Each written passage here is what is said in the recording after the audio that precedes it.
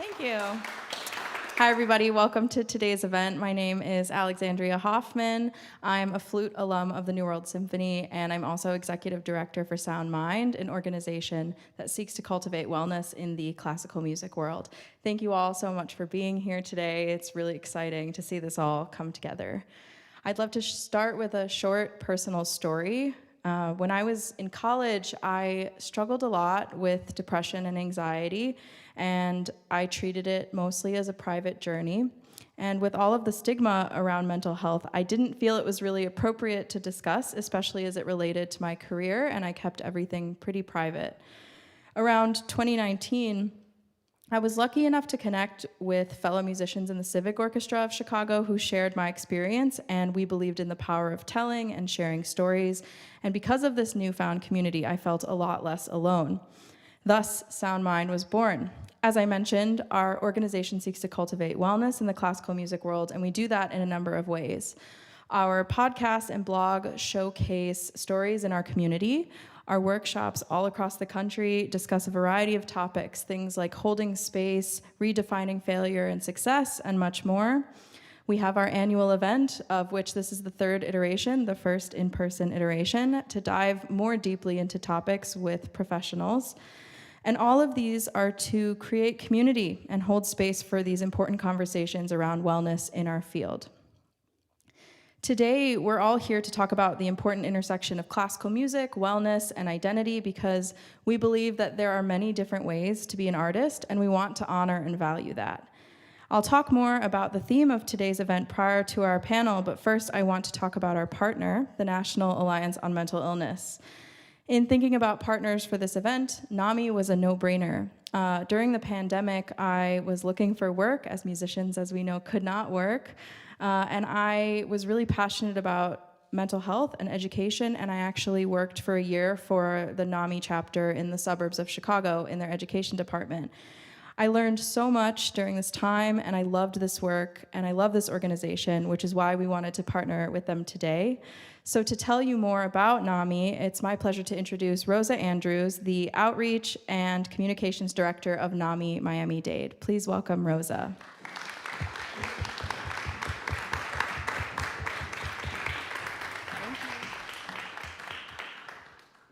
Thank you so much, Alex, for including us. We're so grateful to be here. Good afternoon, everyone. The reality is that we partner with everyone in our community to be able to raise awareness about mental health. As Alex was sharing, NAMI stands for the National Alliance on Mental Illness, and our mission is clear. We want to provide free support, education, and advocacy around mental health in our community. I was sharing before with Alex a couple months ago when we started planning this wonderful event, how every time that we go into any of our programs, especially with the youth, and we talk about mental health and trying to open that conversation with a program that we have called Ending the Silence, our youth, when we ask them what they do to take care of their own mental health, they raise their hands and they say that they listen to music. So that's the connection, right? We're connecting with each other. So NAMI, all of the NAMIs, right? We are the largest peer-led mental health organization in the United States. What we want to do is to be able to provide that support, and we do that by providing free support groups, ongoing support groups here in NAMI Miami-Dade, but in each of the NAMIs, and we do it for peers, and we define peers as anyone with a mental health condition or a mental health struggle, because we don't ask for a diagnosis. Sometimes that's the first step, the first time that they're reaching out, because they're recognizing some of those signs and symptoms that they're struggling. And the reality is that 1 out of 5 people have a mental health condition or a mental health struggle, and less than 49% of those people get any type of support. And why is that? Because of stigma. And we like to use that word often. And what does it mean when we say stigma? It means that we attach a negative belief to a group of people. And we do that with people that have mental health conditions and illness. And we need to stop doing that and create that awareness while providing that support and providing education. We also have educational programs for peers, for family members. That's how NAMI started. 2 mothers on a kitchen table back in 1970, around late 70s. They had 2 sons with a mental health condition, and as family members, they were struggling. They didn't have any support as parents, as siblings, as loved ones. So that's how NAMI came about, and now we're in each of the states, and we keep growing. Here in South Florida, we have 3 NAMIs. We have NAMI Palm Beach, we have NAMI Broward, and we have NAMI Miami-Dade. So I'm lucky enough to be a part of my community to make sure that everyone knows about all the free resources available to them. We have a helpline. We raise awareness about suicide. We are QPR, Question, Persuade, and Refer, suicide and awareness training, and many other programs for youth, for families around our community. So we have a table. If you look at our table, we have all the information there, and I will invite you to stop by, check all our resources, have that conversation, and connect to each other, because it starts with sharing our own story. We all have lived experience. I come from a Hispanic background. I always had anxiety growing up. I didn't know how to ask for help. Every time this sounds like a joke, but every time I will reach out to my parents or a trusted adult and say that I was feeling anxious, they, out of love, will tell me to go outside. So I was anxious, but outside. Or they fed me food, which was great. I still love food, especially if you give me a cookie, that will help a lot of my feelings, but that wasn't really the support that I needed. So this is something, I have loved ones with mental health conditions. I've been lucky enough to attend many of our programs, and it has helped me support my loved ones while also taking care of my own mental health. We also know that many studies show that more than 73% of musicians have a mental health struggle or a mental health condition symptom. And the reality is that what we all have in common is that we all have mental health. It's the same as physical health. We all have it, we all need to take care of it, and one can work without the other. So thank you so much for allowing us the opportunity to be here, to be able to raise awareness about mental health, and of course to share how much music impacts all of us every day, and it supports our well-being, but we also need to take care of ourselves first. So thank you so much for having me. Thank you for allowing me to be a part of this. Thank you.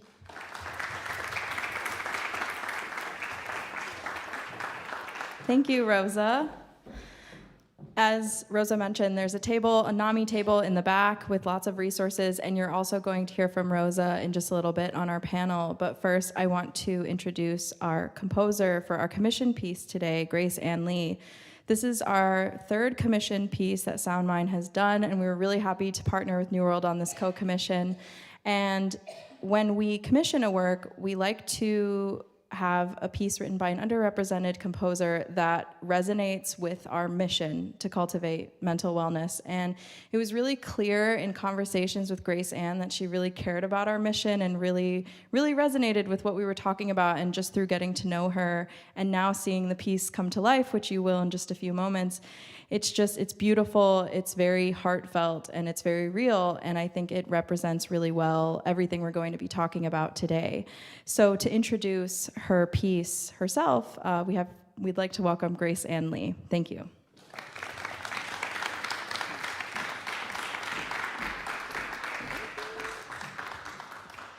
Hi everyone, my name is Grace Ann Lee. I'm a composer and a doctoral student at the University of Michigan.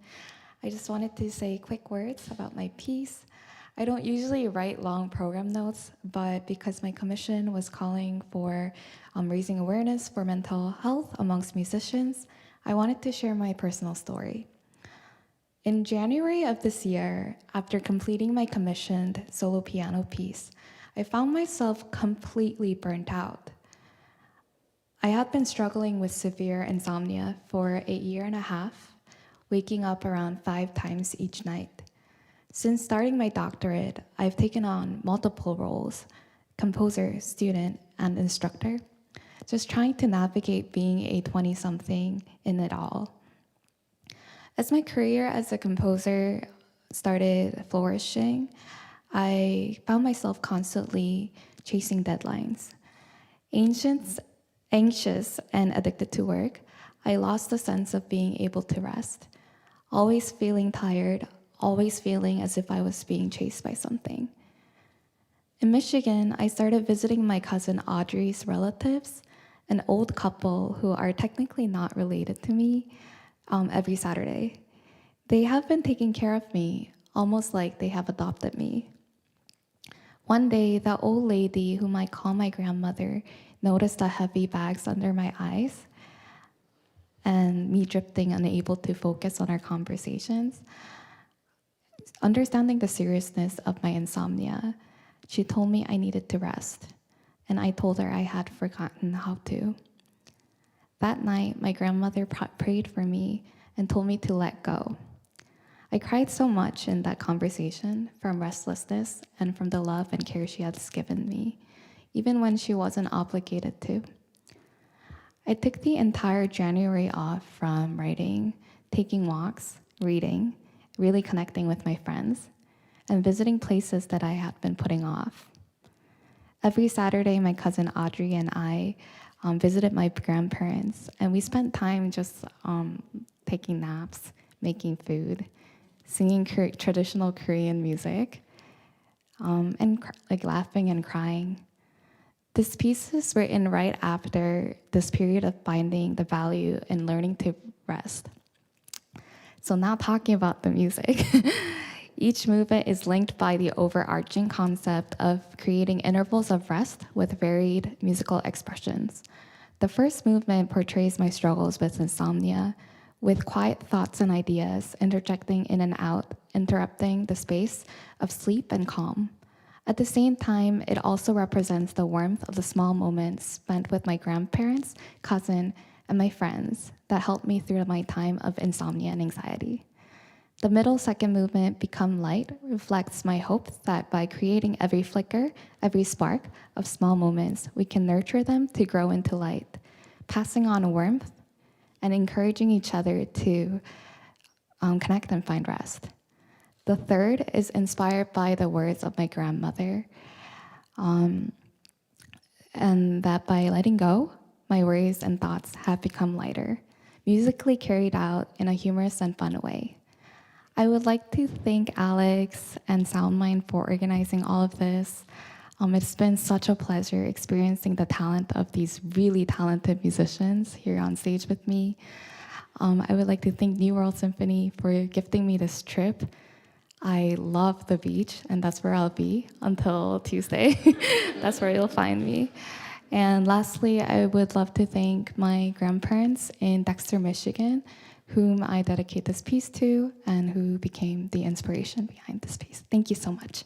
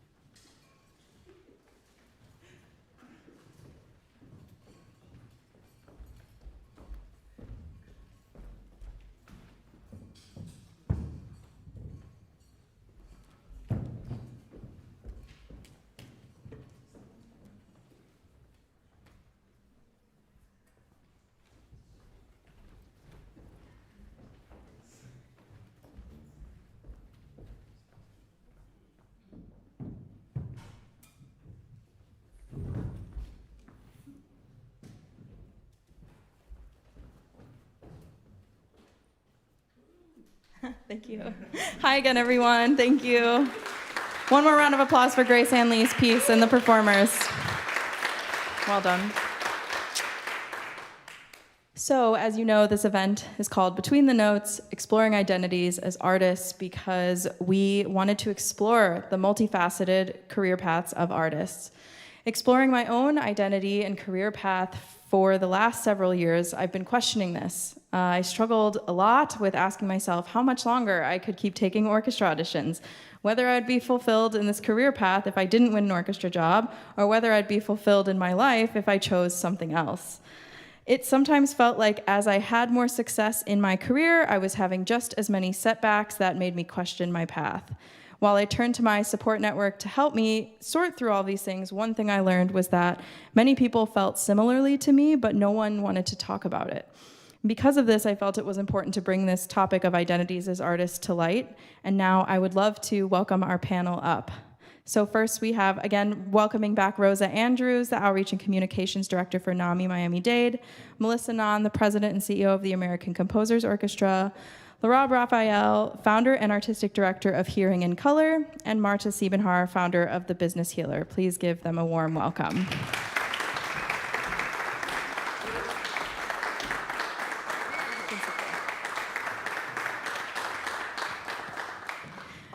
Welcome. It's so nice to see you all in person after emailing with all of you for a while. Thank you so much for being here. So one of the ways that we start all of our SoundMind meetings, and the people here from SoundMind know this, we start every meeting, every board meeting, every team meeting, the same way with asking the question, how's your head and how's your heart? And it's just a way to sort of check in with how everybody's doing. So I'll ask each of you briefly, how's your head and how's your heart? Marta, would you like to go first? Sure. Thank you for having me here. Always great to be back at New World Symphony. I've been part of this family. My head is clear and my heart is full. Thank you. Hello, good to be here. I feel very similar. My head is clear being here in this beautiful weather that Miami is having. I'm from Chicago, so we don't get this too often. And my heart is also full. I've had a full day of speaking with friends and loved ones, so I feel very held.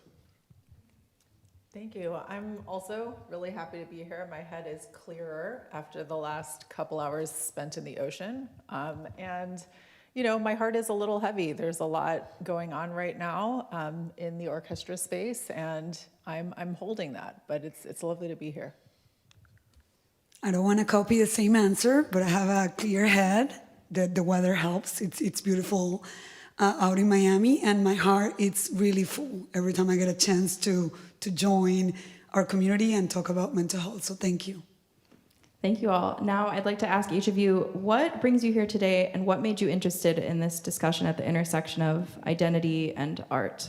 Let's start this time with Melissa, and we'll each go down. Or sorry, we start with Rosa, and then we'll each go down. So what really made us want to be here is the fact that we are all a community. When we talk about mental health, it's just one community. We all have mental health. So the chance to be able to hear from different musicians and everyone in this particular group or community, it allows us to make sure that we're reaching out to them and offering our resources to them, but also making sure that we learn what spaces are needed. So thank you for allowing us to do that. I'm just really glad to be back here. Thank you for inviting me. I think for me, it's a really important subject. I completely identified with what you said at the start of today. You know, when I first went to music school, I was so physically and mentally injured. I had to take 3 months off within my first semester. And, you know, it's a beautiful thing we do, but we sometimes do it in a very ill way. And I think that it's really good for us to talk about that, because so much of how we think we need to get ahead as musicians is in showing strength and perfection and preparation. And there's a lot to say about being able to show up as you are and having a space with which you can be supported in doing that. So looking forward to today. Wow, I'm very glad to be here. I think there are many reasons why I was so interested in this conversation. Mainly, I went to a private white institution in Chicago, and I felt like there was so little space for me already. And so the topic of mental health was just not something that I could be focused on for the sake of trying to survive that environment. Furthermore, I think as a Black man growing up in my own community, there was no talk of mental health. And so finding those spaces where I felt comfortable talking about it, seeking a therapist and things, I think these are very important things that we should consider, both as musicians and as humans in general. Well, I'm here today to receive, to learn, and to share. I went to music school myself, and I was told orchestra or failure. And my teacher still says to me, I'm a failure. And no pressure, y'all, right? That's a lot for a young person. So at the time that I was in music school, I actually learned energy healing. And it was something that in the late 90s, people did not talk about that in public. This was not something that we were thinking about as a tool. Reiki was not a thing. Yoga wasn't even a thing, right? So when we think about all the tools that are available now to help people get in touch with all sorts of sides of themselves, including mental health, I think it's important that we normalize the conversations about what's happening in the inner world, because it really impacts the outer world and how we show up. So that's why I'm here today, and what I'm hoping to learn and contribute to and share. Thank you. Thank you all. That's great. I'd like to talk a little bit about mental health in the classical music field, sort of in general. Rosa mentioned the studies that we cite a lot in Sound Mind. There was a 2018 study in the UK of just musicians in general that found 71% of musicians have suffered from panic attacks and or high levels of anxiety, 68% have suffered from depression, and that musicians might be 3 times more likely to experience something like depression.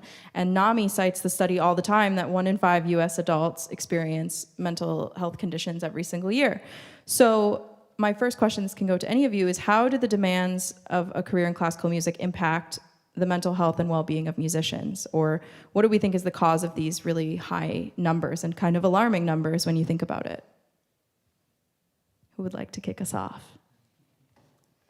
I'll start by saying I think we, classical musicians in particular, we exist in an environment that already confines us to a very strict path. So bringing in your identity, bringing in your personality, the things that worry you, it seems like there's no room, again, to bring in anything further than what you can practice, what you can perform.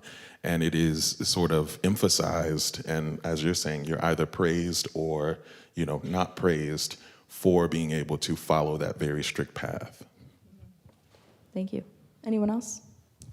There's so many ways into this, and it's hard to figure out which door to choose. I tend to introduce myself these days as a recovering piccolo player. And a lot of that just had to do with the idea that I realized after a certain point that I was basically an athlete of tiny muscles. Do you know what I mean? And people looking at what we do from the outside would say, oh, what a creative endeavor, what a joyful endeavor. The job is very different from that, actually. And there's a really great book by Ian McGilchrist. He's a neuroscientist. And he looks at what's actually happening in the brain when you play music. Most people are exercising the creative part of their brain. If you are a professional classical musician, you are probably exercising the analytical part of your brain because you are learning and repeating the same things over and over and over again to perfection. And to me, there's a lot in there because the very tools that we have always used, like every indigenous society on earth has music making as part of it, how it heals the body, how it passes language, how it touches the spirit. But it is not done in the way we do music professionally here. Does that make sense? It's participatory, it's not performative. It's about connecting, it's not about achievement. Everything is different about how we've chosen to do this. And it's a relatively new invention, this thing that we call classical music here in this country. So there's a lot going on there and much more to say. But I think I'll kind of leave it at first with that we have used the tools that are necessary for well-being, and we've shifted the way we do them in such a way that it is making us less well. Last thought here. Being a professional musician is stressful. Can we all acknowledge that if everyone in the audience knows how it's supposed to go, and you know how it's supposed to go, there's stress behind that. Like, I have to perform to this perfection quality. And I remember one of my first weeks, I was like, I'm going to talk to my teacher. This is my favorite recording. I'm going to ask him all about it, learn how did he come up with that? And he's like, I don't know where that even came from. That was over the course of 7 nights and 8 rehearsals. I was like, oh, okay. He's like, I don't know how I played that either because it happened in a lab. And I was like, what do you mean? He's like, I never played it that way. And I was like, wow, musicians are held to high standards that maybe are not even authentic sometimes. I know we're getting into the world of AI, but it's stressful, right? I remember learning how to breathe when I was resting, when I could see the music and you see time is counting down and you're like, okay, 2 measures before, 1 measure before, and you have to perform the small athletic stuff on call. That is stressful. And I think that it's also the amount of work you have to learn in such a short amount of time. I had spreadsheets. I had charts on the wall of everything I needed to prepare for my lessons, chamber music, festival preparation, all of this, and let alone auditions. I always say, like, if you work with musicians, they're business managers, they're project managers. They know how to do so many things. And then they're also artists. It's like, wow. But all of that, I feel like if there's no rest ever, it's very stressful and we don't know how to be on or off. So I find that watching musicians be on, like, what do you do to chill out at night? What do you do to, like, come down from that concert high? That's the stuff we don't learn in school. And I think it's important to think about. But yeah, the stress for me, like, why do so many of us have challenges? Stress is number one in my mind. Yeah, thank you for that. And to your point of asking musicians how we sort of come down from things, I always love asking musicians what their hobbies are. Often I find they don't have any. And it's something I always encourage people to sort of nurture in their lives to create some kind of sense of balance.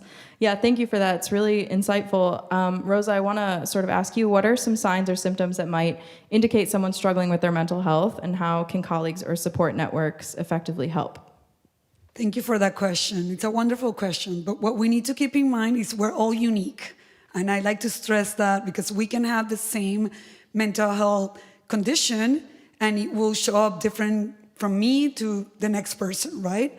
So with that in mind, any changes of mood, behavior, sleep patterns is a big one. And I mentioned this because I was lucky enough to, before this event, I met a musician 4 days ago in one of our events, and he shared that he wasn't sleeping well. Out of nowhere, he started to have trouble sleeping, and he was wondering if that was a symptom that it was a mental health struggle. And I tell everyone, it depends. Is it preventing your daily activities? Because sometimes it's hard for us to sleep if we have a lot in our mind, sometimes stress, right? And we all have stress. I'll often like to mention, depending on the circumstance, right? We can be going through a hard time. And of course, our sleep is going to be affected. But it's something that is ongoing for more than 2 weeks, and it's preventing you to have your daily activities, to enjoy what you used to enjoy, then you should definitely ask for support and talk to someone about it. So, when we talk about behaviors, again, they're all different, but when it's something that you haven't seen before and it's longer than 2 weeks, then you should be able to reach out and talk to someone and get support. So I invite you to, whenever something feels off, and we have to learn to know ourselves and to check with ourselves. We're always being caregivers and asking everyone how they're doing, but oftentimes we forget to do that to ourselves. So I always, and I like to point this out, I wear this bracelet, and I use it as a reminder. It's one of our NAMI bracelet, it has our helpline, but to me, it's just a reminder to, when I see it, just check in. A couple of minutes, 1 minute, whatever that takes, but how am I doing? How am I feeling? And then go on with my day, whatever I'm doing.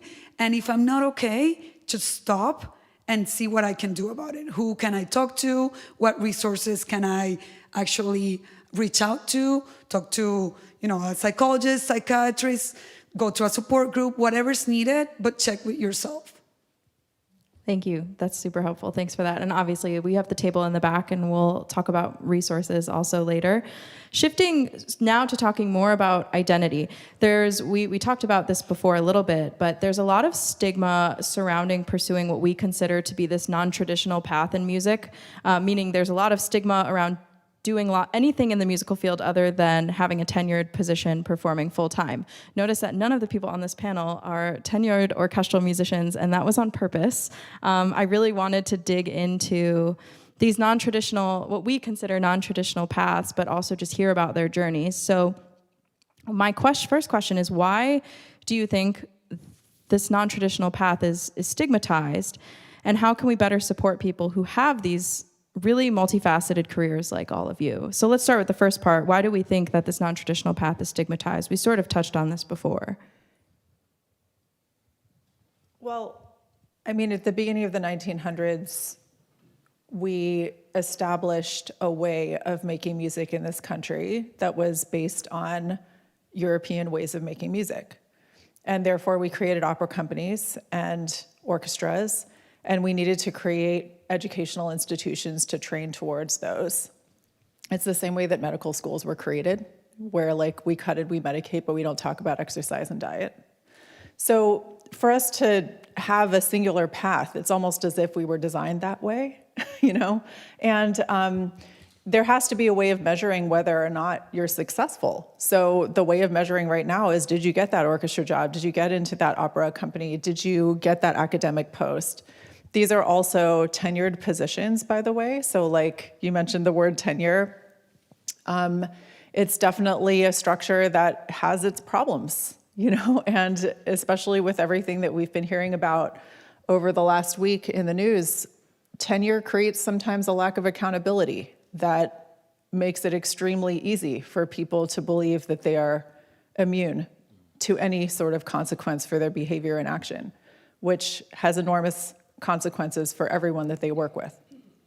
So all of that is to say, how is it narrow? It's because we designed it that way. And the reality of the world is that there has always been a musical biodiversity that we have enjoyed in this country and around the world.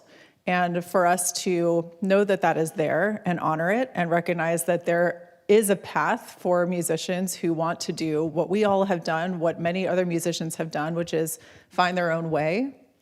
In some cases, you might find your own way and find yourself even more valuable to the world around you, because there are many people who could sit and play oboe in that chair, but only you can bring together that thing that is most special about the way that you do your work and what your public most can benefit from in terms of contact with you. So all I can say is I highly encourage people to do that exploration, because the fruits at the end are really worth it.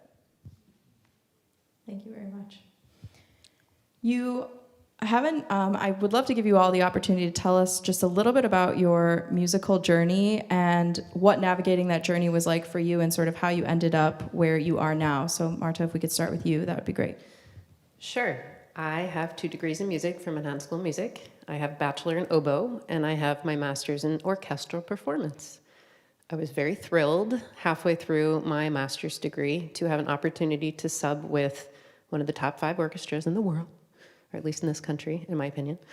And I got to that first rehearsal and I walked on stage and I was like, oh, yeah, I don't think I can do this for a living. And still had half my master's to do.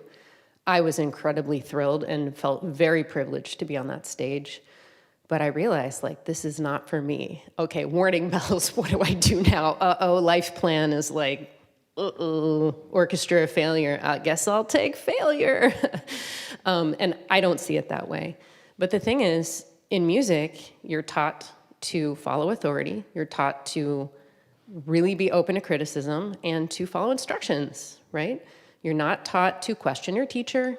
Oh, you can do that later, that's fine, but in your own time. And then the second thing is, as orchestral musicians, we are taught to blend in. We're taught to not ever draw attention to ourselves.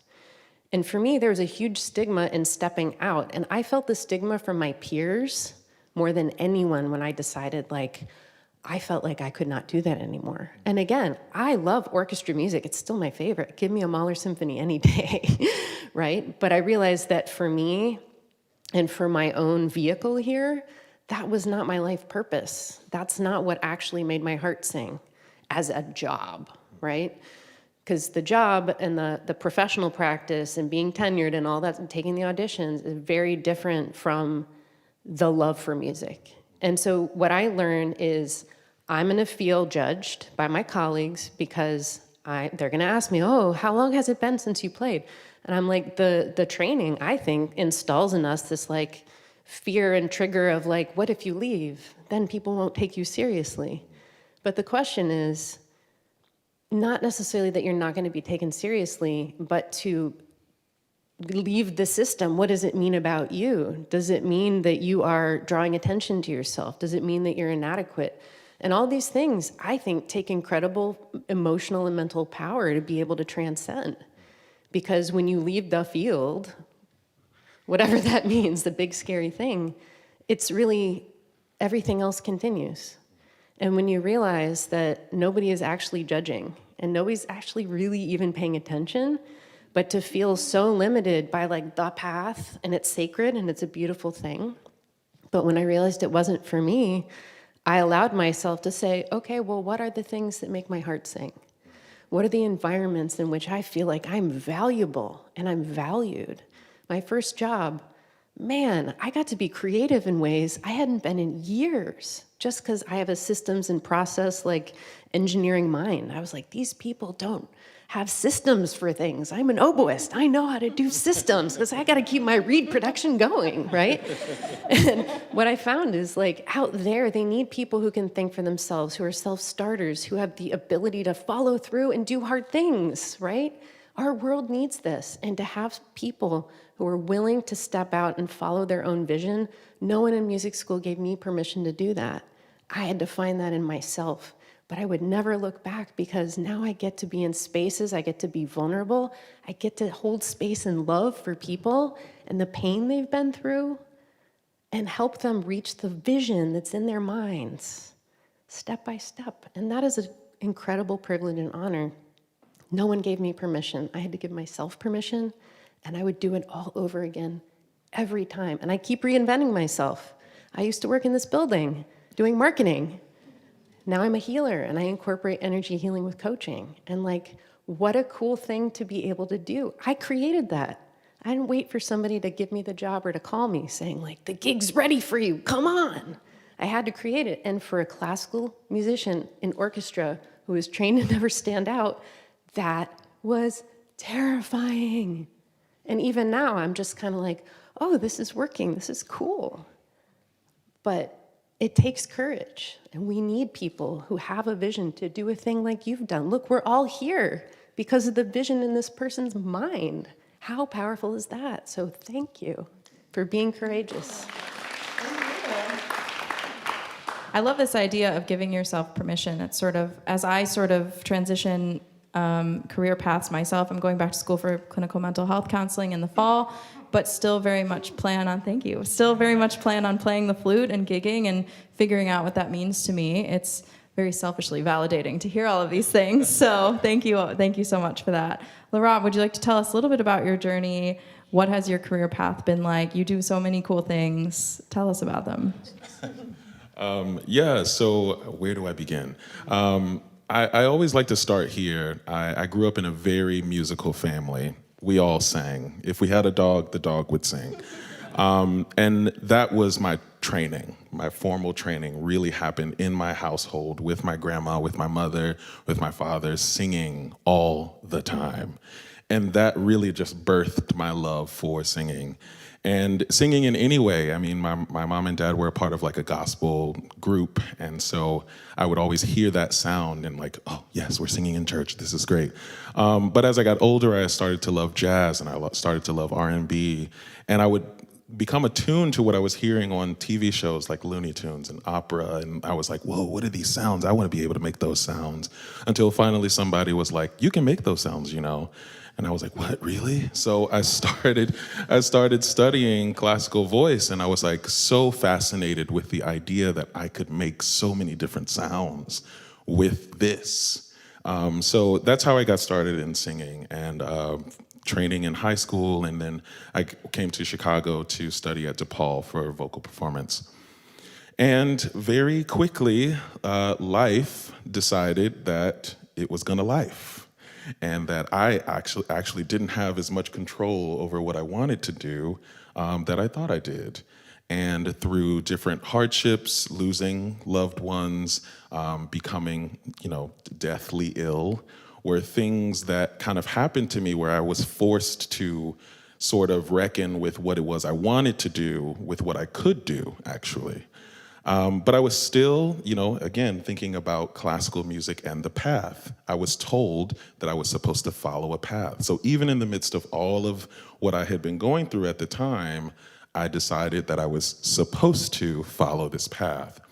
And I went through it, young artist programs, you know, the competitions, I was winning and things, and I was so unhappy. Everything, the awards, the young artist, I was traveling to Mexico and to Italy, and everything was on the outside really awesome. And I sat down and I was like, I have gotten so many things, and I come home at night and I am not happy. What is going on? And it was that I had lost the excitement about what it was that I could do with my voice. I had lost the understanding that what I was actually doing in church was communicating. I wasn't performing ever. You don't perform in church. You communicate. I was having a dialogue through this talent that I was gifted with. And I think the moment that I clicked into that was the moment that I realized that I had been doing something wrong for a long time, which was trying to follow this very strict path of, like you said, really studying the tiny muscles. And I wanted to get back to that. And I so love that you said, you know, you have to create the thing. And that's what I did. I left school, left the young artist programs, and even in that, I was thinking, there's so much music that exists out in the world that I haven't seen performed yet, particularly by Black and brown composers. Where's that space? And I decided, I'm gonna make the space. So Hearing in Color was formed, and through that, I started to get my hands dirty with arts administration, and then I started working at Lyric Opera Company, in their education and community engagement department. And now I'm on the radio. There's just so many different things that I feel like I've been able to do because I gave myself the permission to step outside of the path and hearken back to something that was always true to me. And I think sometimes we get so focused on that path that we forget that there was a reason why we started in the beginning. There was a reason why you picked up the oboe. There's a reason why you started playing piano. And I think if we remind ourselves of where we were when we first fell in love with the instrument, we can start to sort of wiggle that path a little bit, because that's the other thing that I had to learn was that there are so many paths. I say to my friends all the time, you know, we were taught that this is the one path, but what they didn't say was that there would be doors along the way that you could walk through, and they would all take you back to where it was that you were supposed to go. So yeah, that's sort of how I lost track of the question, talking about all of this, but I say all of that to say, find the love, find what it was that brought you to your craft, to your talent, and it'll always lead you back home. Thank you. Melissa, tell us a little bit about your musical journey and navigating that. That was like. I heard it. Fun fact: Melissa was on our panel event when it was over Zoom a few years ago. But you know, it's a new audience, so please share. Here we go. Well, I mean, first things first.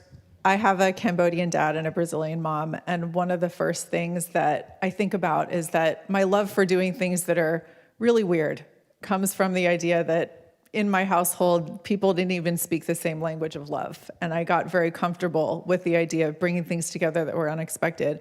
I mean, when I said that I wanted to go into music, my dad was like, I'm not paying for that. He was like, you can go into international science or international finance or hard science. Like, those are your options. But then I started winning auditions, and he was like, well, okay, you know. And Eastman was an amazing experience from the perspective that I was able to be in the 5th class, I believe, of the Arts Leadership Program, which at the time, you know, of course, I was getting my degree in flute performance, but also learning everything there was to know about the music field, both from a practical perspective and also in terms of the philosophy. And at the time, the message was classical music is dying, you know what I mean? Like, that was the echoing statement. And it's like, what are we gonna do about it? But to me, what was really fascinating is that I, as a person, needed a space for the fire hose that was my brain to go while I was also practicing my flute. As I said earlier, when I got to Eastman, it was one of the first times that I actually practiced with any regularity, so I was not okay physically at all. I didn't know how to do that. I got very injured, and I would puke for a week before any performance. Like, I would tear down my own recital posters so that people wouldn't come. It was that bad. Yeah, bad. But, one of the things that I found really fascinating was that this opportunity to think about the state of the field and of the world and of the purpose of what we were doing led me to some very interesting experiences after school. So I landed at the Civic Orchestra of Chicago, and I've also played here at New World as a sub, which was really fun. But Civic was one of my first opportunities, and there was this program called Music Corps where they would send you out into community to teach or to play concerts. And I remember the first concert that I ever curated at Indian Boundary Park. It was the first time I realized I was playing in public for an audience that was not people who were there to adjudicate me or give me a job, or people who were there to make comments about me because they were trying to figure out if they were better than I were. They were just simply people. And this was a performance that was not about my own achievement. I wasn't getting anything out of it other than giving a gift. And there was this person there who came up and he was like, yo, you guys give good game face. And I'm like, what's that? And he's a Chicago firefighter. He was coming to his very first classical music event of all time. And the thing that he noticed was the way that we were looking at each other, the nonverbal communication. He's like, when I run into a burning building every day and we can't talk to each other, that's life and death. That's what we do. And it made me really think, the things that we prepare ourselves for are not the things that other people will take away. So I formed an organization called Fifth House Ensemble that was really dedicated to understanding what music could do in the world beyond performance or teaching someone else to perform. So that led us to the craziest kinds of collaborations, everything from bluegrass bands, tube and throat singers, interactive video game designers, but also multi-year research projects in social service settings, looking at how music composition and improvisation projects can impact personal development through the lens of social work.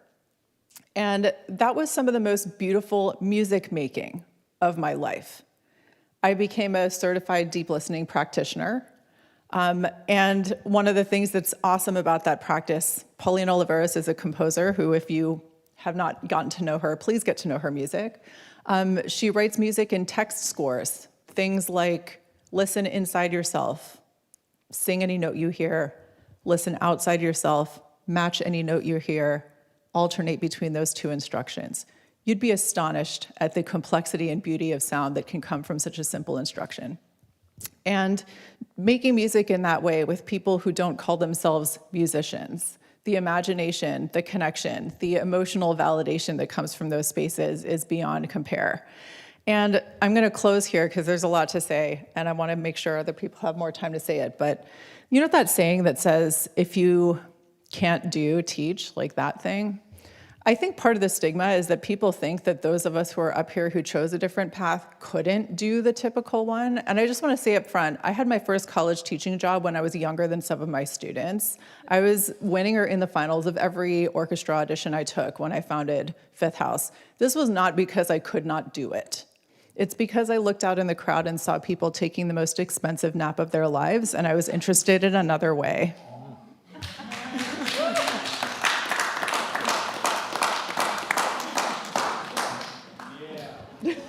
Mic drop. That's amazing. Thank you. It's funny. I grew up also in Chicago as a young flutist. Knowing who Melissa was, you came and talked to the Northwestern Flute Studio once. And I remember being this like very bright-eyed sort of kid, and I was like, "That's so cool that you founded Fifth House." It was amazing. So I feel like I've known about Fifth House for such a long time. And LaRob, who works for the classical music radio station in Chicago, WFMT, same thing. I grew up listening to it, and now seeing especially more people of color bringing a different sort of angle to the classical music station in Chicago. It's so refreshing and really cool. So it's great to have you all here. It makes me very happy. Thank you.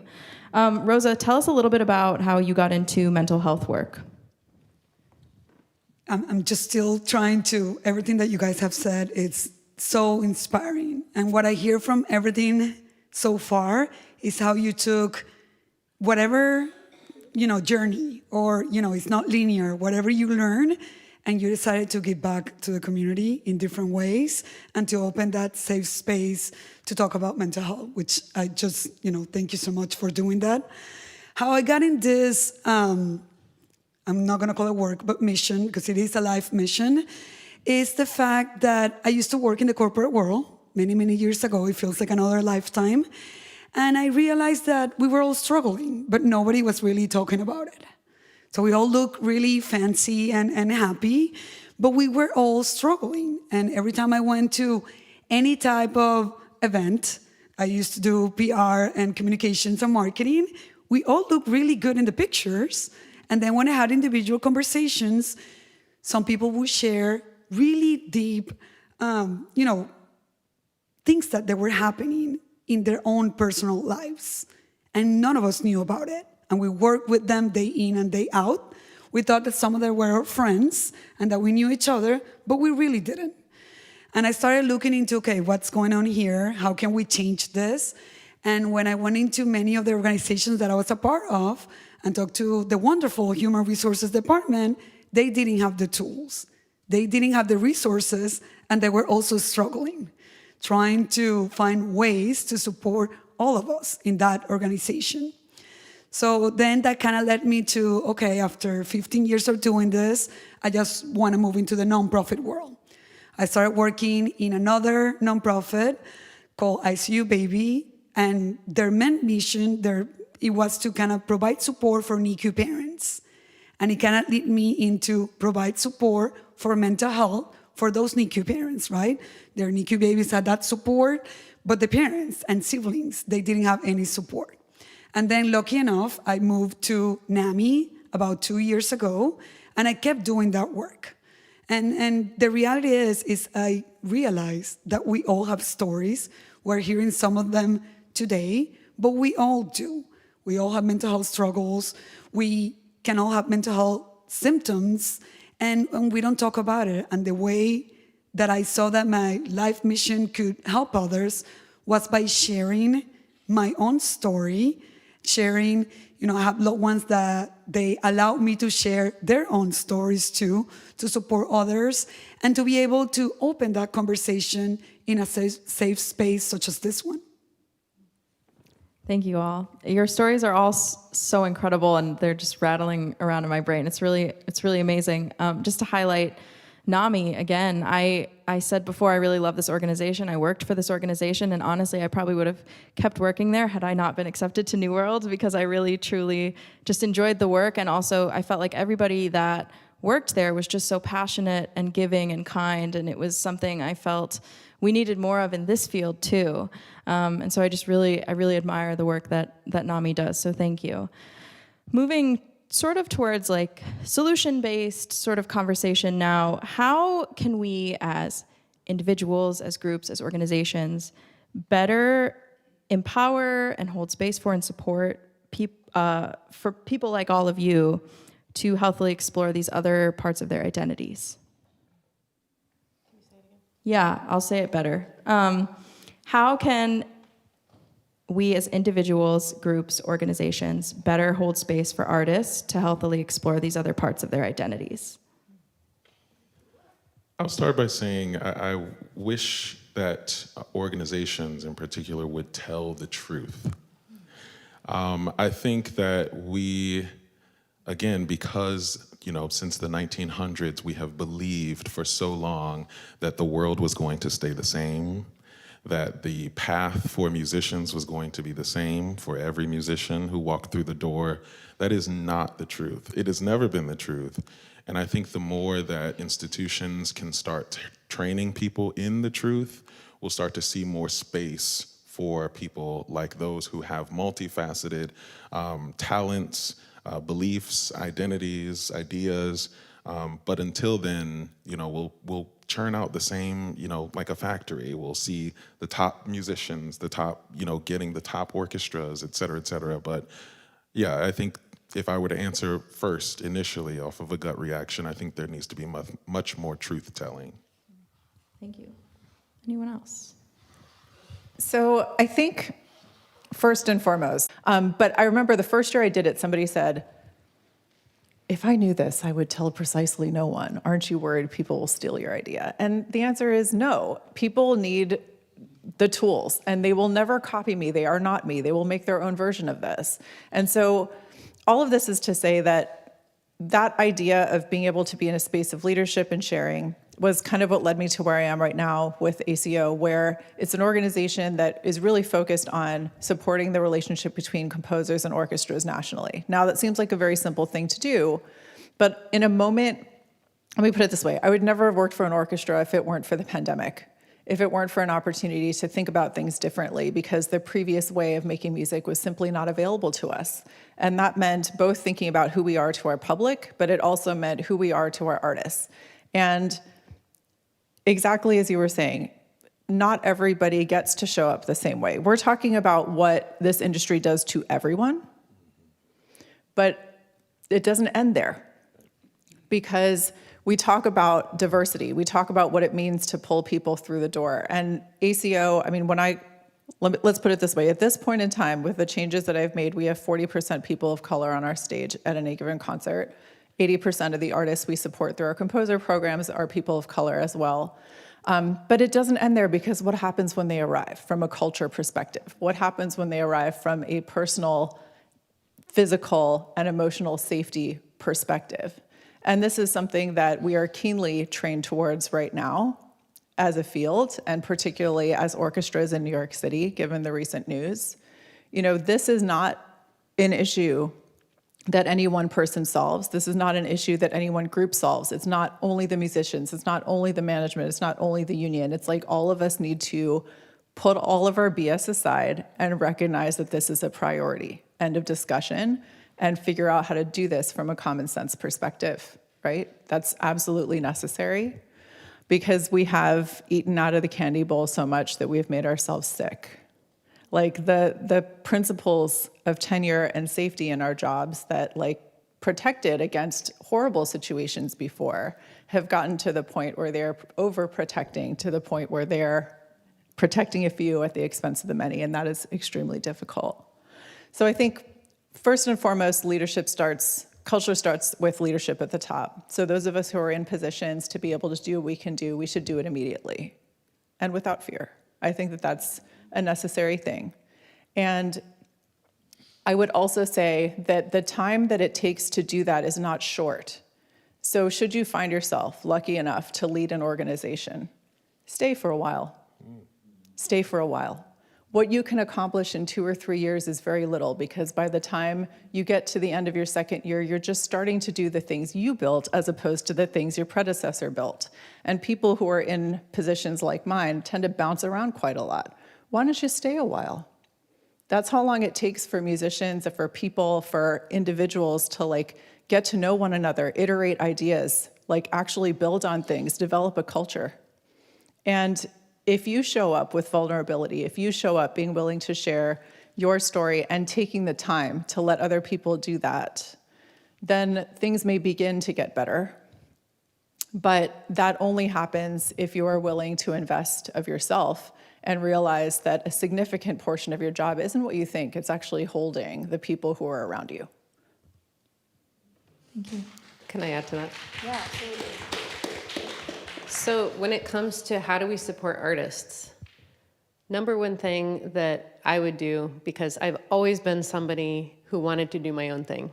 I didn't give myself permission until I gave myself permission, but reward curiosity. Create opportunities to recognize leadership where you see it, elevate it, give it resources, give it mentorship. Because the first thing that creative people do when they have a vision is, my vision is this ginormous thing that's like 40 years in the future. I don't know how to do that. I better put that away, right? So we don't do it. There are empires of castles of, I don't know, whatever, like of creative things that will change our world that never happened because we didn't feel safe, we didn't know how, and we stopped. So I would say reward curiosity, find opportunities to nurture that. And if the how always figures itself out, but nobody ever tells us that, because then, you know, we're used to having somebody tell us how. Okay, conductor, tell me how. Okay, coach, tell me how. Okay, teacher, tell me how. There's nobody showing you how out there. So if you have a bold vision, get a coach, find a mentor, ask people how they did the how.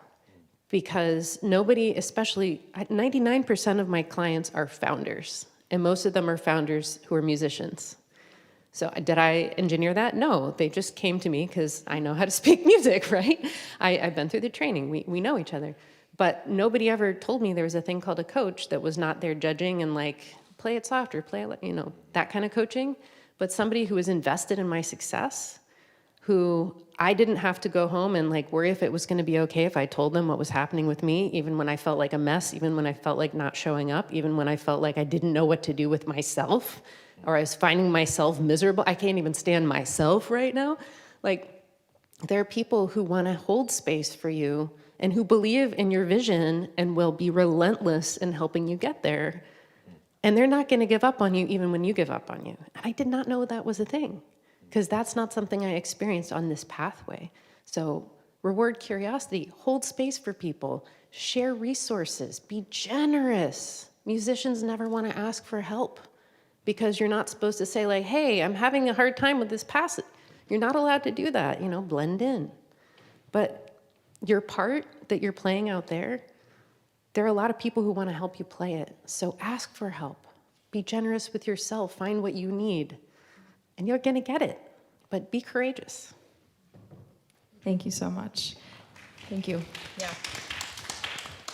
Yeah, to your point, you know, even in the creation of Sound Mind, I can't tell you, there's such a long list of people, and obviously I have my thank yous at the end of this afternoon, but there's such a long list of people that helped will it into existence: coaches, therapists, random people I met that in the nonprofit field that don't know anything about classical music that I saw started a thing, and I just decided to ask them, how did you do that? I know nothing about this. Please just tell me everything you know. I'll buy you a coffee. You know, just whatever it took. And I think having that sort of almost like blind curiosity can be really helpful in this situation. So thank you so much for that. Rosa, this is more maybe a question for you, but for any of you, what advice would you give to musicians or just people who are experiencing or are worried they're experiencing mental health challenges but might be hesitant to seek help? That's our favorite question. And why? It's because we all have mental health struggles and it's hard to ask for help. But I think it goes back to educating ourselves about mental health. And that's important. The more we know, the more we feel empowered to reach out. So educate ourselves about what is mental health, some of the warning signs, to be able to better understand, but then also kind of reach out. There's so many resources. You know, we can't do this work alone. I know that I'm speaking on behalf of Miami-Dade because this is part of who we are here as NAMI. And the reality is that every time that I go out, and I've been doing this for a while, I learn about a new resource. I learned something new, even just by talking to someone. I was on a interview a couple of weeks ago, and they asked me, so share the big stories, right? How, when you're in the community, what are those big stories that kind of make this all worth it?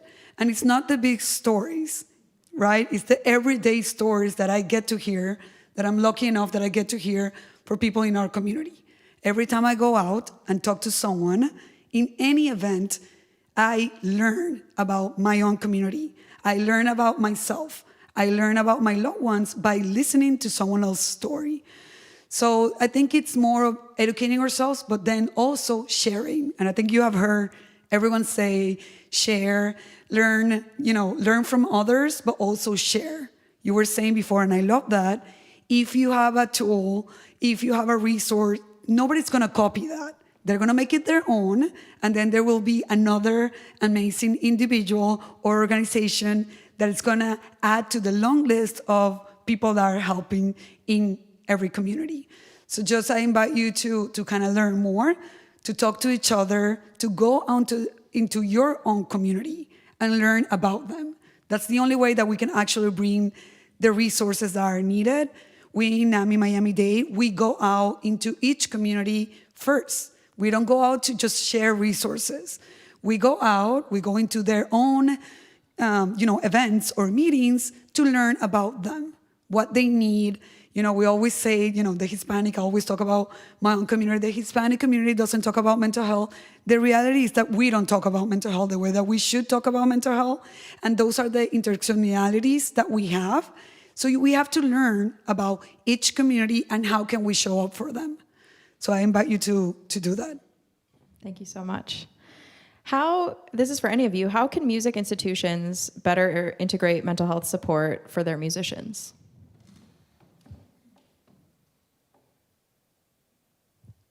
I'm a huge fan of ritual. I loved what you said about how you start all of your meetings. Like all of our ACO meetings start with a creativity ritual of some kind. You know, it could be verbal, it could be movement, it could be breathing, it could be mindfulness, it could be music making, it could be any of those things. And when you make that a part of how you do your work, you know, things can show up differently. I think that there's a lot of truth to the idea that if you're looking to get to a different path by taking the same actions, you won't get there. So sometimes the how you do it is really important. And also just piggybacking on what you were saying earlier about, you know, how to ask, like create a space where it's actually quite normal for people to talk about what they're struggling with, whether it's something in their day that's professionally oriented, having trouble with a particular challenge, or something that's happening in their life. And if you're the person who needs to ask or share that, share it more than once, because different people will give you different responses. And it might be that one of them works for you where it wouldn't have worked for someone else, or you'll come up with an amalgamation of all of those things and come together. And maybe the last thing I'll say is, you know, if we're in a position to help provide those resources, we should do that. I mean, we as musicians are very used to taking lessons on our instruments. We should become very used to taking lessons on life. Like one of these things seems harder than the other, so why not? Thank you. Anyone else?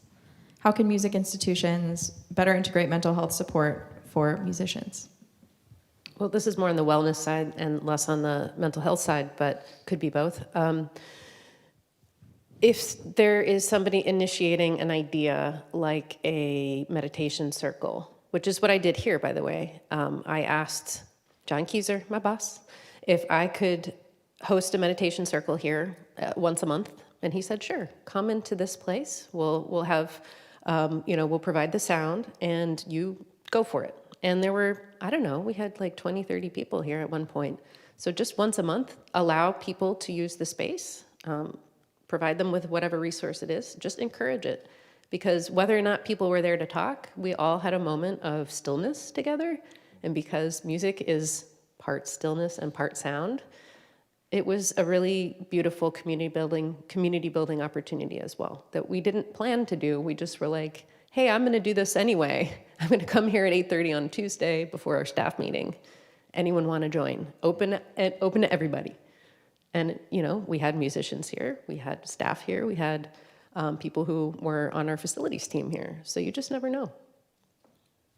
I'll add to this. Everyone has already said everything, but the two things that I think I keep hearing back is two words: community and belonging. And I think that, you know, it is just simply not enough for a space to be diverse. It is much more important that that space feels like it belongs to the people who exist in it. And I think if we can encourage that in, you know, these spaces, I think we'll see much more communication between people and between communities. People will feel more comfortable asking for what they need if they feel like they belong. But if we keep telling them that they are not there yet, that they haven't reached where they're supposed to be, that they have to keep striving in order, I think that creates an environment where people feel like, well, I'm not here yet, so I'll wait until they see me before I ask for anything. You belong here, otherwise you wouldn't be here. And if we can encourage that, I think that would encourage people. And I'd just like to point out, share your own story. And I know we said this many times, but Alex, you did that. That's why we are here today. And by opening up, you allow others to do the same. So we can do that not only musicians, but in any organization or community. When it starts with us sharing how vulnerable we are and our own struggles, that's when actually that connection starts to happen.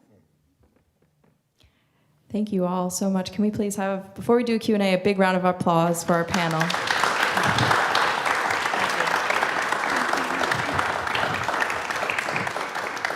Thank you, everyone. Now we have time for questions from the audience. Feel free to raise your hand with any questions for our panel. Yes, in the back.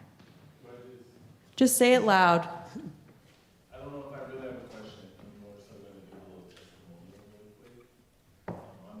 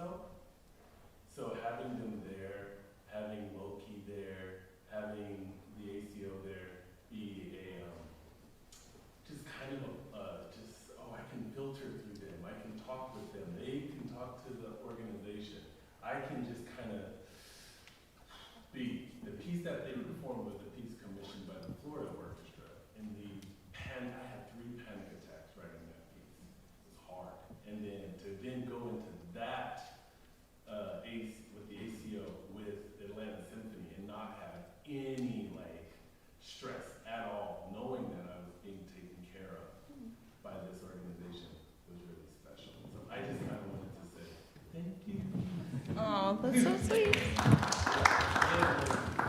And you did a great job, Grace. Yes. Silently struggled.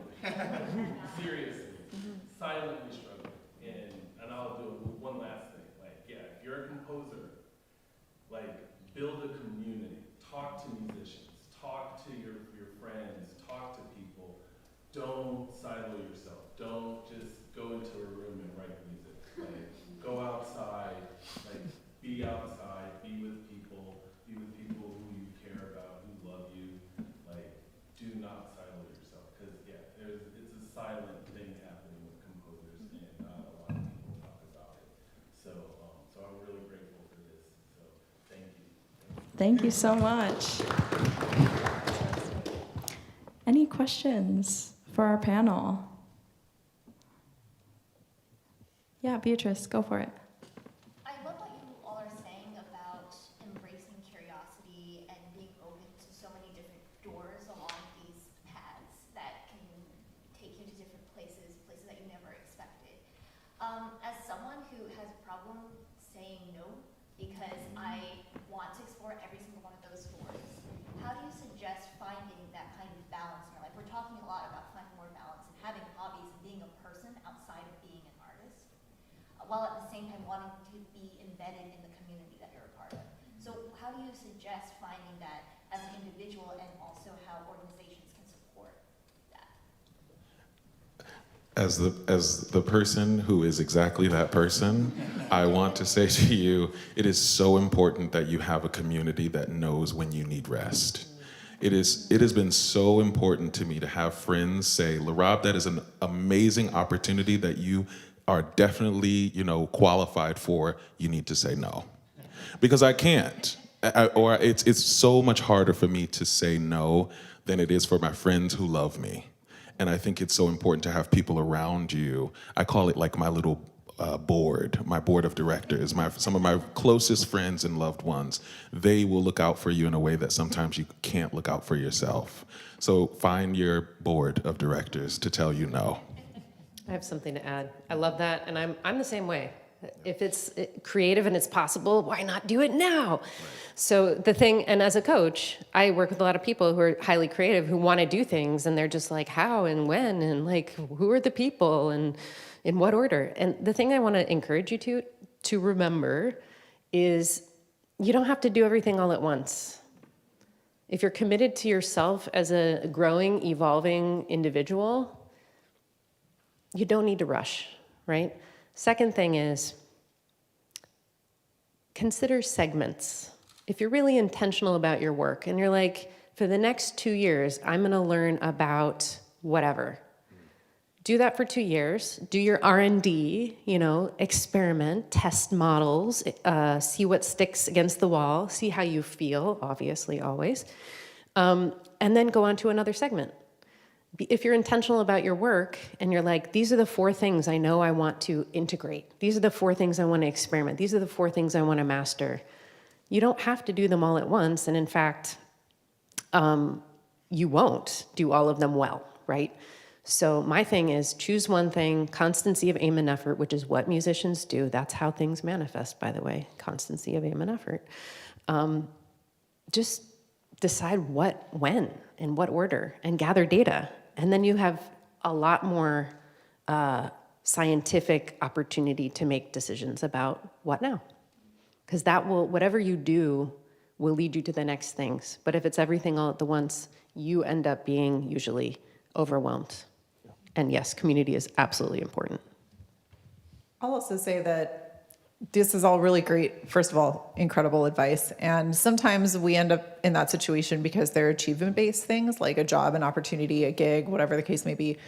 If you're a little bit more like me and the work that you're doing is like impact-based as opposed to achievement-based, part of the fear of not doing something is, if I don't do this, no one will do it. And so for me, some of the hardest decisions are understanding what is my task. Like, what is my task versus someone else's task? Sometimes that decision gets made because I'm uniquely suited to do that thing, and I have to be very clear and intentional when that is the case. And then sometimes I just really want something to exist in the world, so it's going to be my process of saying, it would take me a million times longer to do this than if I were to call this other person whose task it really is. You know what I mean? Who's actually really well set up to do it. And that's the great power of like having people around you and collaboration. So just a thought. Yeah, and something just to add even more advice for you. Something we talk a lot about in our Sound Mind workshops is we have a whole workshop about holding space, because we talk about holding space for others, but we also talk a lot about holding space for yourself and what that looks like. And we talk about setting boundaries for yourself, and also this idea of like consent, but for yourself, which has to do with boundaries too. And I don't always succeed at giving myself a 24-hour rule with gigs where I wait 24 hours to say yes instead of responding immediately. Like I understand some things are time-based, like first person to respond gets the gig, but I do try to give myself 24 hours to really think about how much work will this actually be long-term, and do I really, to your point about the board of directors, do I really have the time and the bandwidth for this? Yeah, thank you. Can I add one more thing? And this is just a general thing, and I actually just tried this or just did this, and it was so helpful to me. I got together with my board of directors, and we just sat down and wrote on one side, what are things we need? And on the other side, what are things that we can provide? And it was so obviously beautiful, and we're all just like crying the whole time. But to like step back from that and look at these sheets, you know, we did like Google Sheets, and we were just looking at them, and we were like, oh my God, there's so much here that we each can provide for each other. I mean, one of mine was, I want somebody who can help me dress. Very simple, right? But to see that need written down, and then on the opposite side, see what it was that my group, my community could provide, even if it had nothing to do with that, was just a really awesome task. So I encourage all of you to sit down with your friends and really just think about it. It doesn't have to be dire needs. It can really just be, what do you need in this exact moment, or what do you need tomorrow? Write it down and then see what it is that your friends can provide for you. Just a little something, activity for you to walk away with. That's really cool. I like that a lot. Thank Yeah. you. Other questions? Yeah, hi, Kelsey. I got a microphone, but I can speak loud. Thank you so much for this panel. I've been really inspired by it. Something I think that we're kind of talking about, but not necessarily naming, is like a financial pressure that musicians face. I don't believe that it's impossible to do creative work and financially support yourself, but I know I'm also thinking from the perspective of a teacher of students who are significantly financially challenged. And of course, there are many other intersectional issues at play here too. But I would just love to hear your thoughts about creative and meaningful work, and mental health, and financial pressures, and real and perceived, and just what your thoughts are about that. Yes.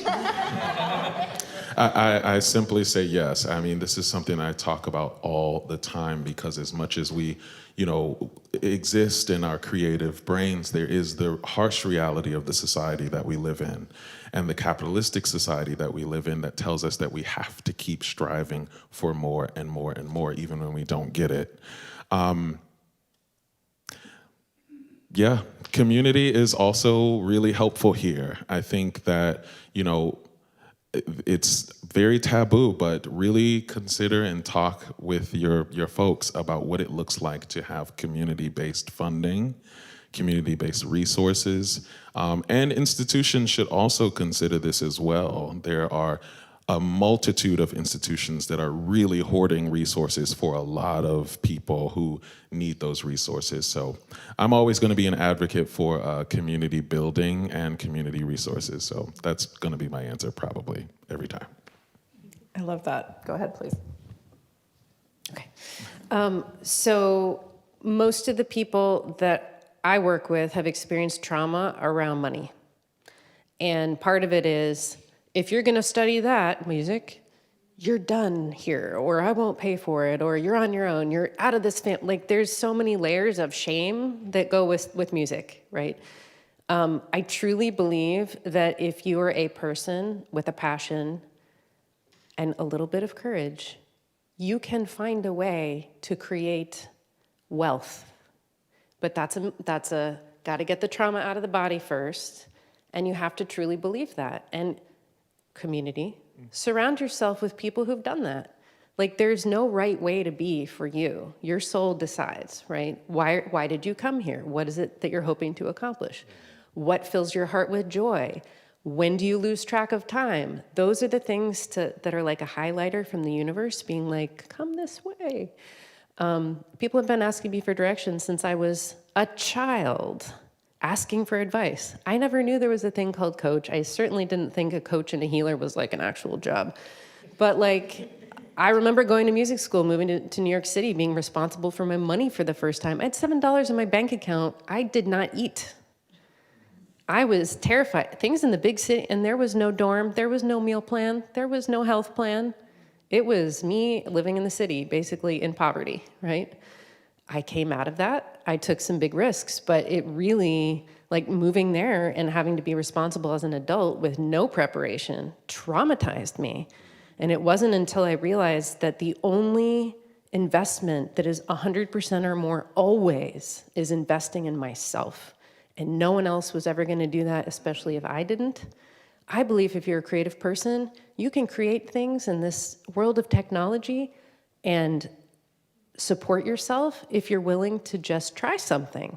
You may not know if it's going to work out or not. And I know it's like, where's the stability? You are always the stability. I really believe you create the stability in your life. And if you're open to it, and again, lots of things that might need to be sorted through, and mindset work, professional help, perhaps sometimes, but there's nothing holding you back. And the idea that you have to follow one path, that's just a habit of thinking. So I would say, if you're open to it, come up with all the things you're scared of, list your fears, and then question each one. And like, is this actually true? Is this mine? Oof, that one. But I don't have all the answers, but test it out. Question your beliefs and test them, because then you have real data. But I feel you on the money thing, yeah. I'll also add, as a person who has for many years really been dedicated to helping other people build their careers. Okay. One of the very first questions I tend to ask everybody that I meet for the first time in an intake session or whatever is, what space would you like this to take in your life?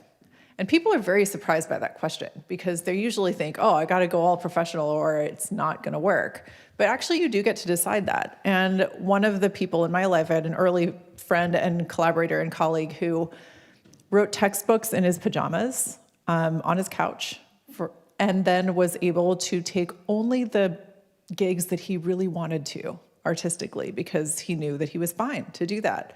And again, coming back to that stigma thing, some people might say, oh, well, they're not just doing this for a living full time, so they're like clearly failing. No, this was an individual who was like recording and programming new music and playing at a super high level, but didn't have to take the gigs that were not going to feed him artistically in order to feed him physically. So that's just one thing I'll say is, like, don't be afraid to do other things.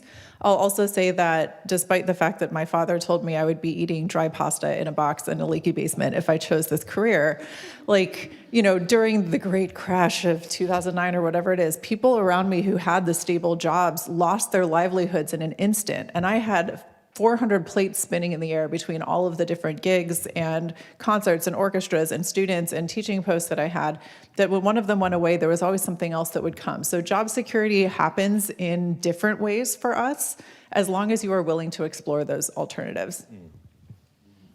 Thank you. Yeah, and to that point as well, yeah, I work with a coach a lot. In addition to a therapist, very different sort of conversations between the two. But as somebody who has experienced money trauma, the coach asked me a similar question to what you just said, which is, what space would you like this to take in your life? How much space is it currently taking up? And I really had to take a step back and examine that and really think about it. It's really interesting. Thank you. Other questions? Yeah, Taryn.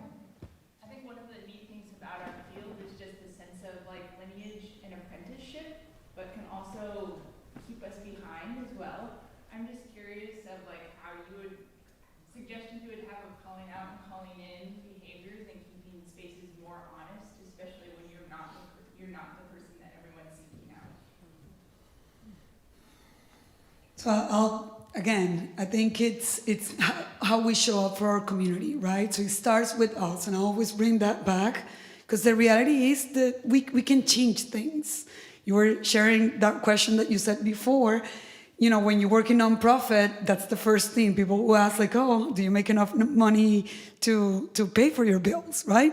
We have the power to change things, but it starts with us and how we show up for our own community and as individuals. And we do that by being very authentic with our struggles, with our challenges, with what we have gone through, what we have learned, and being there, right? Holding, and again, I know they mentioned space, but being in that space and holding your own individual space, but also allowing others to support you and to have your back. So I will say that, and that comes from just everyone as a community, no specifically for musicians, but yeah, kind of showing up and being that person that kind of calls out a behavior, right?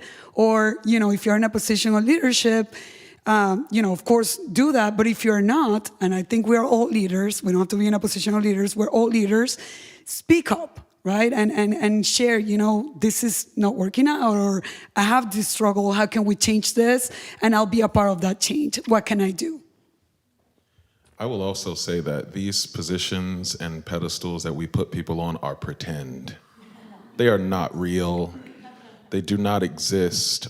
You have the power to take them down. And I say that, and it sounds very like, ugh, but also the reality is they're pretend. And it is this calling out that removes those people from those spaces. This idea of lineage, it's such a tool of the pipeline of the classical industry to believe, to assign even numbers in some cases to a figure or a position that gets the musicians who are in the training programs to believe that they have to ascend to these, you know, positions of power, et cetera, not knowing that it's all fake. Really, I so agree with you, Rosa. Like, say something.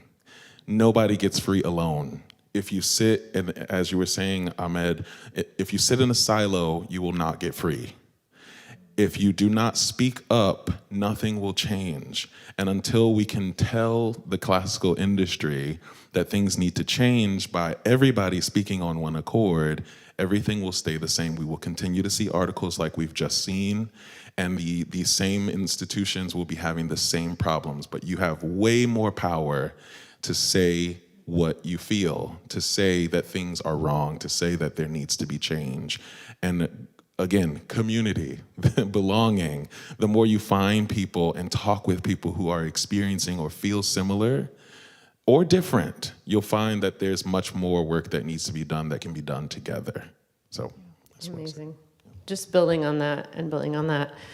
I'm from the John Mack School of Oboe Thinking or whatever, like the 2 American oboe schools. I'm in the Mack School. So like, I get what you're saying.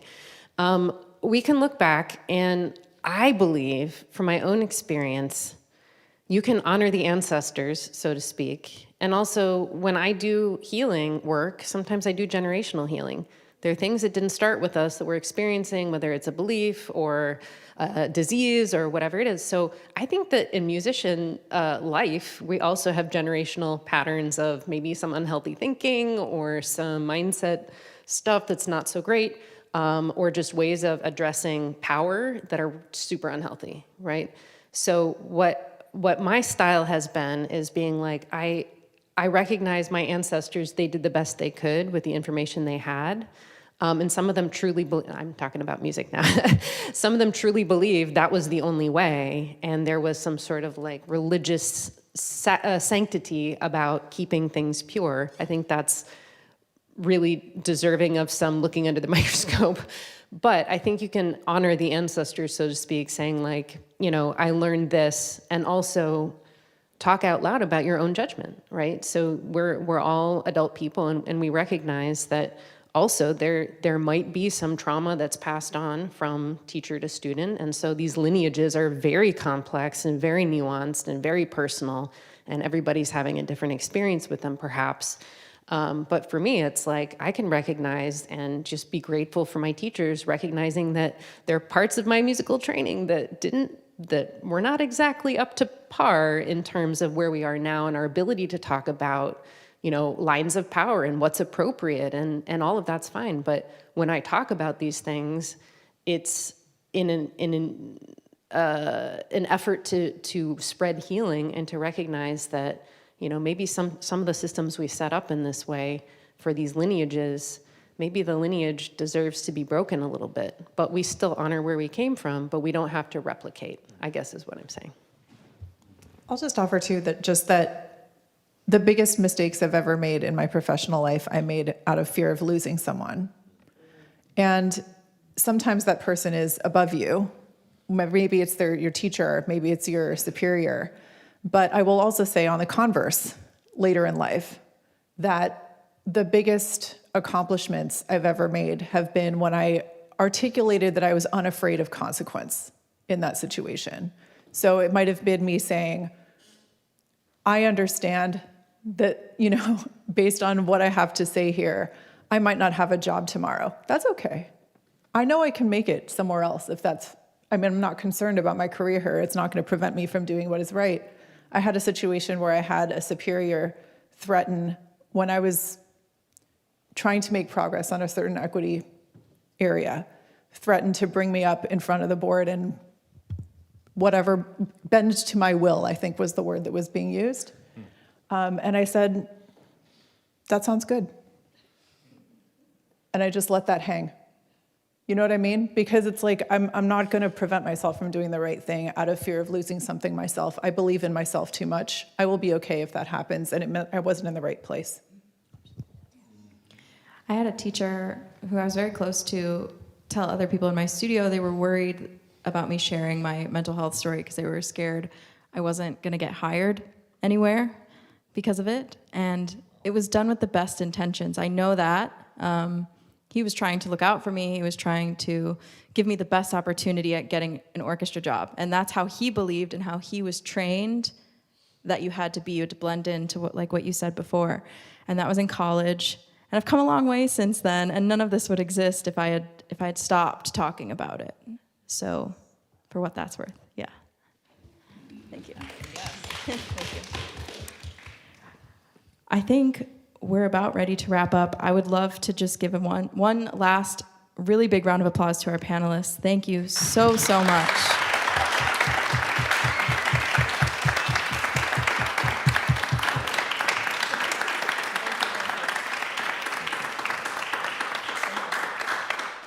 I'd like to thank a few people as well. In addition to our panel, I want to thank New World. I want to thank Heather and Tamika, the production crew, the fellows who performed and assisted.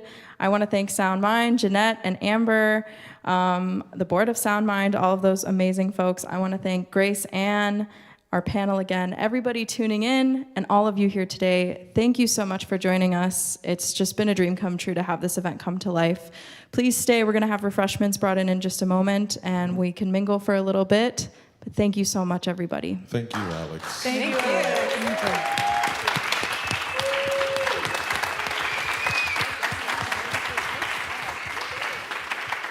Thank you for putting up the slide. I forgot to say, if you enjoyed today's event, please take our really short 60-second survey, scan the QR code, help us produce more events in the future. Thank you.